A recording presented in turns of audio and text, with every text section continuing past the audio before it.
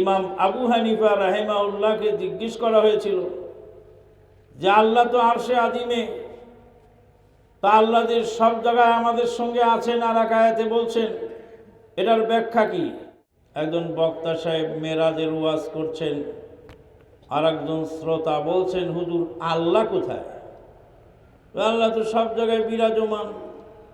তো নবী সাল্লাল্লাহু আলাইহি ওয়াসাল্লাম 7 আসমান পাড়ি দিয়ে আসমানে চড়লেন, আরশে আজিমে গেলেন আল্লাহর সঙ্গে কথোপকথন করার জন্য।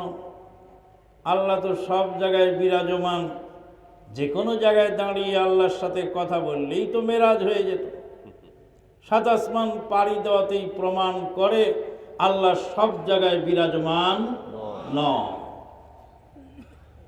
কিন্তু আল্লাহ পাক যে বলেছেন, আইনামা তাকুনু হুয়া মাআকুম আইনামা কুনতুম, আল্লাহ পাক তোমাদের সঙ্গে তোমরা যেখানেই থাকো। এই আয়াতের অর্থ কি?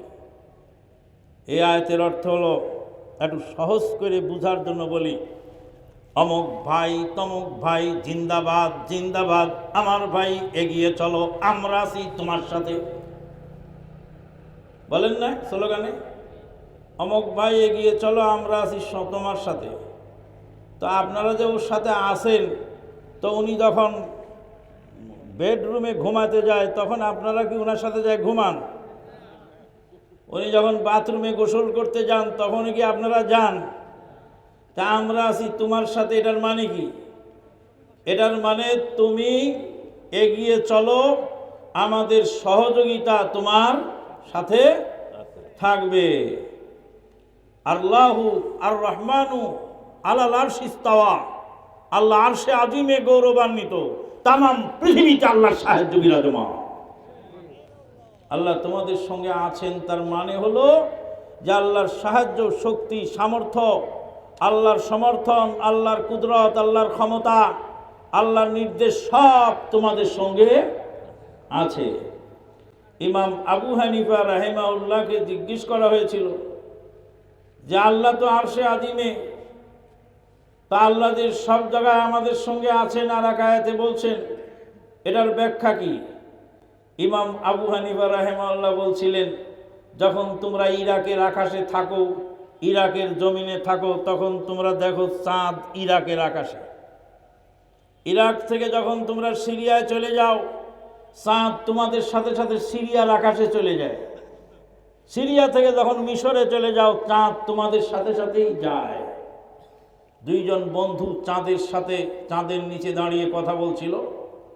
একজন চলে গেল লাকসামের দিকে, আর একজন চলে গেল বিজরা বাজারের দিকে।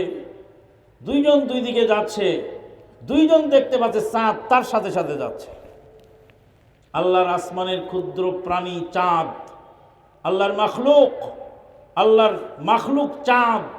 এই চাঁদ যদি আসমানে থেকে তামাম পৃথিবীর মানুষের সঙ্গে যায়, তো আমার আল্লাহ, তার কুদরত, তার ক্ষমতা তামাম পৃথিবীর সব জায়গায় বিরাজমান।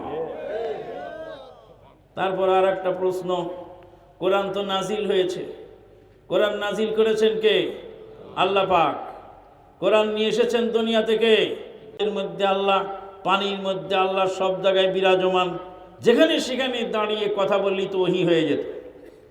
জিবরিল আলাইহিস সালাম 7 আসমানের উপর থেকে ওহী নিয়ে এসেছেন। কোরআন আসমান থেকে কি হয়েছে? নাজিল হয়েছে। কোরআন নাজিলের মাধ্যমে প্রমাণ করে আল্লাহ সব জায়গায় বিরাজমান নন।